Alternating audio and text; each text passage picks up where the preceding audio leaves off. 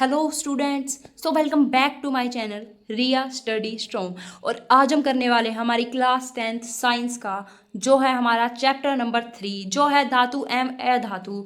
इसका हम करेंगे वन शॉट रिवीजन और इस वीडियो में हम कवर करेंगे इस चैप्टर का वन शॉट रिवीजन भी करेंगे और साथ में बोर्ड के लिए जो हमारे इंपॉर्टेंट क्वेश्चंस हैं एमसीक्यूज और वेरी शॉर्ट टाइप क्वेश्चंस और बड़े क्वेश्चंस वो सब भी देखेंगे जो बोर्ड के पेपर के लिए बहुत ज़्यादा इंपॉर्टेंट है। तो चलिए बिना टाइम वेस्ट किए शुरू करते हैं। तो सबसे पहले है परिचय।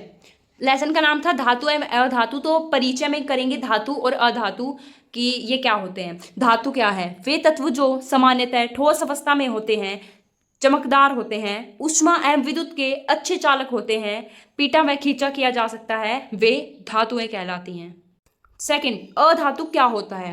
वे तत्व जो सामान्यतः ठोस, द्रव या गैस अवस्था में होते हैं, चमक रहित होते हैं, ऊष्मा एवं विद्युत के कुचालक होते हैं और जिन्हें पीटा व खींचा नहीं जा सकता, वे कहलाते हैं अधातु।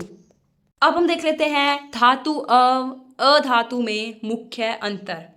ठीक है, तो धातु सामान्यतः ठोस अवस्था में होती है और अधातु ठोस, द्रव या गैस किसी भी अवस्था में हो सकती है। ये चमकदार होती है धातु और अधातु चमक रहित होती है, मतलब ये चमकदार नहीं होती। ऊष्मा एवं विद्युत की अच्छी चालक होती है धातु और ऊष्मा एवं विद्युत की कुचालक होती है अधातु। पीटा जा सकता है धातु को और पीटा नहीं जा सकता अधातु को। खींचा जा सकता है धातु को, इससे तार भी बना सकते हैं खींच के। खींचा नहीं जा सकता यानी तार भी नहीं बनाया जा सकता। प्राय उच्च गलनांक एवं क्वथनांक में होते हैं, प्राय निम्न गलनांक एवं क्वथनांक में होते हैं। अभिक्रिया करके धनायन बनाते हैं और प्राय अभिक्रिया करके ऋणायन बनाते हैं। उदाहरण धातु क्या क्या होती है? धातु के उदाहरण है लोहा, तांबा, एल्यूमिनियम, सोना आदि। ये सब है हमारी धातु। और अधातु क्या होती है? सल्फर, ऑक्सीजन, कार्बन, क्लोरीन आदि, ये हमारी अधातु। और इस अध्याय का महत्व क्या है? यह अध्याय हमारे दैनिक जीवन से जुड़ा है। धातुओं का उपयोग निर्माण, वाहनों, बर्तनों, विद्युत उपकरणों आदि में होता है। अधातुओं का उपयोग गैसों, उर्वरकों, प्लास्टिक, दवाइयों आदि में होता है। संरक्षण और मिश्र धातु जैसे विषय व्यावहारिक रूप से बहुत महत्वपूर्ण है और मिश्र धातु और संचारण जैसे विषय अभी हम पढ़ेंगे आगे इस वीडियो में। बोर्ड परीक्षा में इस अध्याय में प्रतिवर्ष अच्छे प्रश्न पूछे जाते हैं और वो प्रश्न मैं आपको बताऊंगी। याद रखने योग्य त्वरित तथ्य: सभी धातुएं चमकदार होती है। अपवाद: पारा। पारा एकमात्र धातु है जो द्रव अवस्था में होती है। हीरा कार्बन का एक रूप जो अधातु है और धातु प्राय धनायन बनाती है और अधातु ऋणायन बनाती है। देखो और सारी धातु तो होती है, सब ठोस अवस्था में होती है, लेकिन पारा एकमात्र ऐसी धातु है जो पाई जाती है द्रव अवस्था में और हीरा एकमात्र ऐसी अधातु है जो चमकती है। अब हम देख लेते हैं इसी चैप्टर के धातु एवं अधातु के भौतिक एवं रासायनिक गुण। भौतिक गुण, ये भौतिक और रासायनिक गुण, और जो हमारे भौतिक गुण है वो ये अभी हमने अंतर पढ़ा था तो ये सेम वैसे ही है कि ठोस अवस्था में पाई जाती है, चमकदार होती है, चमक रहित होती है और ठोस, द्रव या गैस किसी भी अवस्था में हो सकती है। आप इनको अपनी कॉपी में नोट कर सकते हैं ताकि आप बोर्ड के पेपर के टाइम इन्हें पढ़ सकें। यहाँ पे हमें नो अंतर इनमें बता दिए हैं धातु और अधातु में।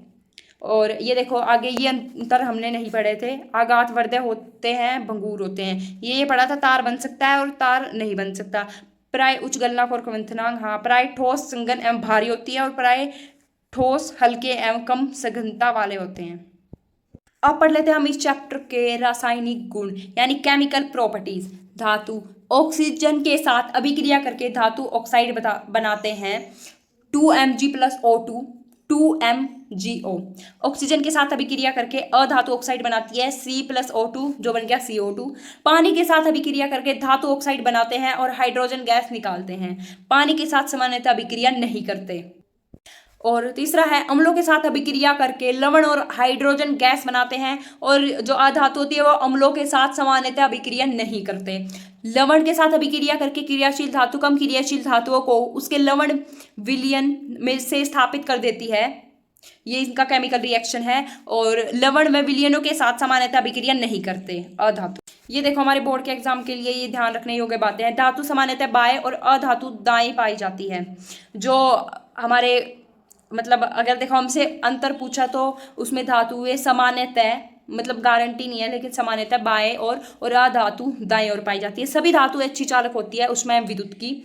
अधातु भंगुर कुचालक और चमक रहित होती है। अपवाद ग्रेफाइट विद्युत का चालक है।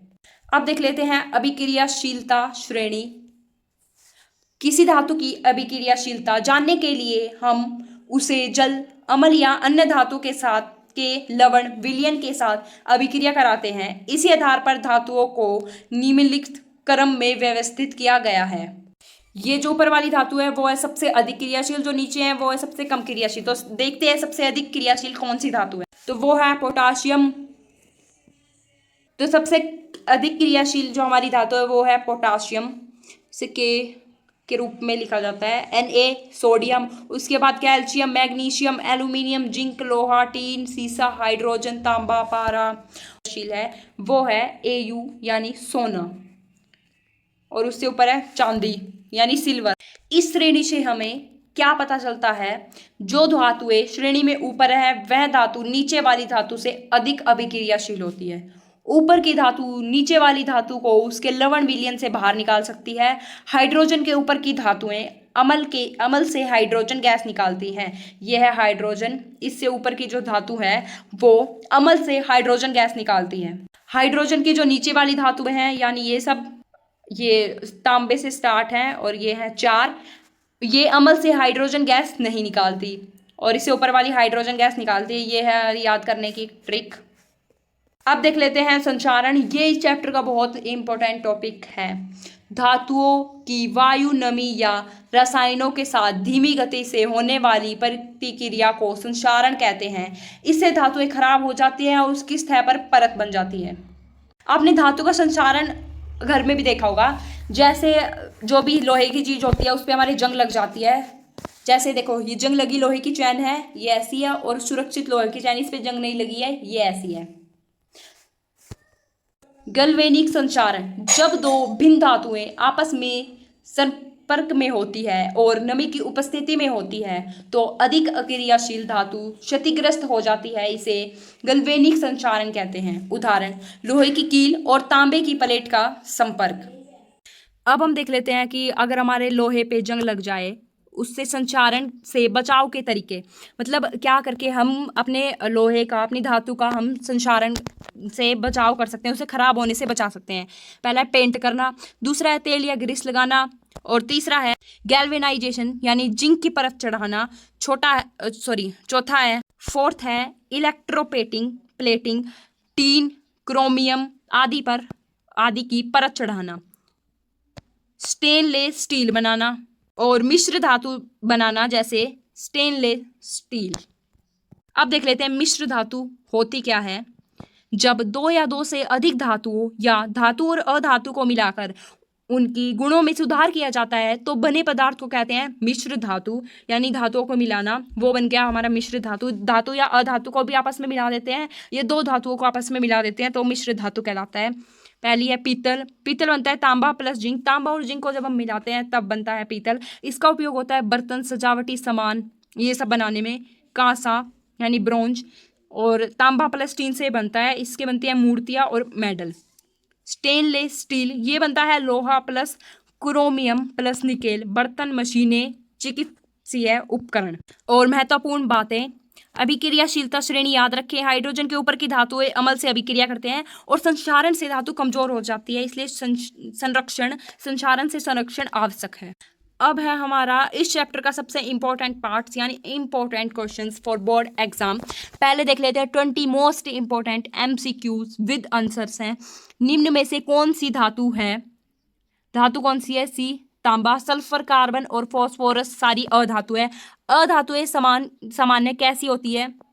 कुचालक।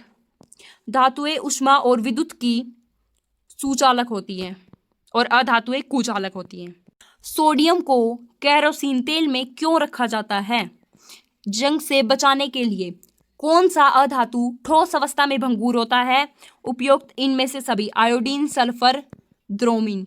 कौन सी धातु पानी से अभिक्रिया नहीं करती? इसका ऑप्शन सी यानी तांबा। जंग किसका उदाहरण है? संचारण का। निम्न में से कौन सी अभिक्रिया अम्ल के साथ नहीं होती है? वो होती है Cu। और है आयनिक यौगिक सामान्यतः कठोर होते हैं। अधातुओं के ऑक्सीजन के साथ अभिक्रिया करने पर क्या बनता है? ऑक्साइड बनता है। और निम्न में से सबसे अधिक अभिक्रियाशील धातु कौन सी है? वो है के यानी पोटाशियम। पीतल धातु किसकी मिश्र धातु है? Cu plus Zn। हीरा किस अधातु कौन सी अधातु है? वो है कार्बन। लोहे और इस्पात दोनों में क्या सामान्य है? वो है दोनों मिश्र धातु हैं। किस धातु को अम्ल के साथ अभिक्रिया कराने पर हाइड्रोजन गैस नहीं निकलती? Cu।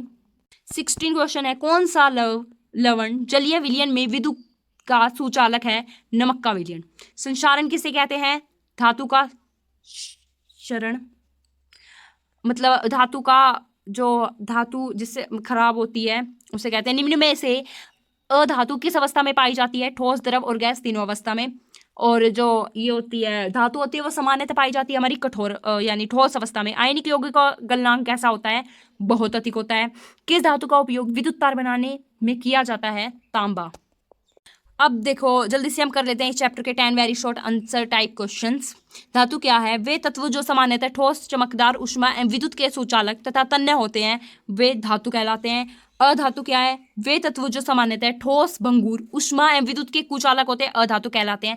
देखो अधातु और धातु की डेफिनेशन एक ही लाइन में लेके आई हूं मैं। जंग किसे कहते हैं? लोहा ऑक्सीजन तथा नमी की उपस्थिति में संचरित होकर भूरा पदार्थ बनता है, इसे कहते हैं जंग। मिश्र धातु क्या है? दो या दो से अधिक धातुओं या धातु एवं अधातु को मिलाकर बनी धातु कहते हैं मिश्र धातु। पीतल किसकी मिश्र धातु है? तांबा एवं जिंक की। और आयनिक यौगिक क्या है? वे यौगिक जो धातु और अधातु के बीच आयनिक बंध द्वारा बनते हैं वो कहलाते हैं हमारे आयनिक यौगिक। सोडियम को केरोसिन तेल में क्यों रखा जाता है? उसको संक्षारण से बचाने के लिए। और कौन सी धातु पानी से अभिक्रिया करती है? सोडियम, पोटाशियम, कैल्शियम आदि। और संक्षारण से बचाव के कोई एक तरीका बताइए। पेंट करना, तेल या ग्रीस लगाना।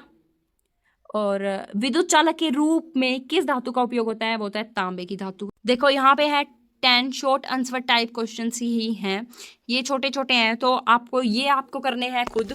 आप इन्हें कॉपी में नोट कर लीजिए या फिर क्वेश्चंस यहाँ से देख के आंसर खुद लिख लीजिए वीडियो को पॉज करके।